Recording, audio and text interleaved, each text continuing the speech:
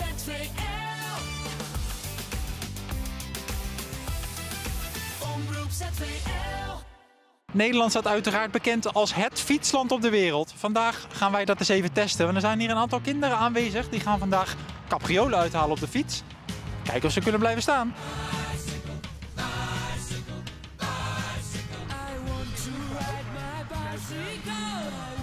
We doen hier de fietsvaardigheidsclinics voor de basisscholen in de gemeente Terneuzen. De kinderen, het zijn kinderen van groep 6 en 7. En de meesten kunnen wel al lekker fietsen, maar nu leren we ze toch nog wat extra kneepjes van het fietsvak. We staan hier voor een poster aan aanstaande WK-veldrijden natuurlijk in Hulst. Er is eigenlijk alles in aanloop naar, hè? Ja, dat klopt helemaal. Eigenlijk een heel jaar lang gaan we eigenlijk werken richting het WK veldrijden. Natuurlijk het grootste sportevenement dat ooit naar Zeeland gaat komen, om het zo maar te zeggen.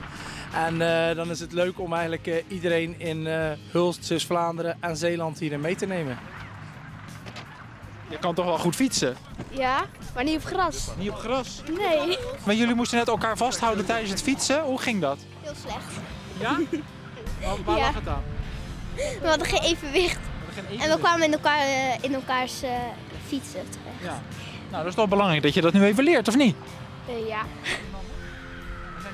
Ja, we zien ze natuurlijk nu al een beetje balans met elkaar houden, maar we gaan straks ook nog wat trucjes uitvoeren, geloof ik, hè? Zeker, er komt nog een wip-wap, er komt nog een sprongetje. Ze gaan van alles doen. Ze gaan nog limbo dansen. Dus Het plezier staat wel bovenop. dat is hoe dan ook het belangrijkste. Toch is een alternatief op een gewone gymles. Waar sommige leerlingen nog een beetje aanmodderden op de fiets, lijkt de volgende Mathieu van der Poel al geboren te zijn en gaat hier verschillende leerlingen snel voorbij.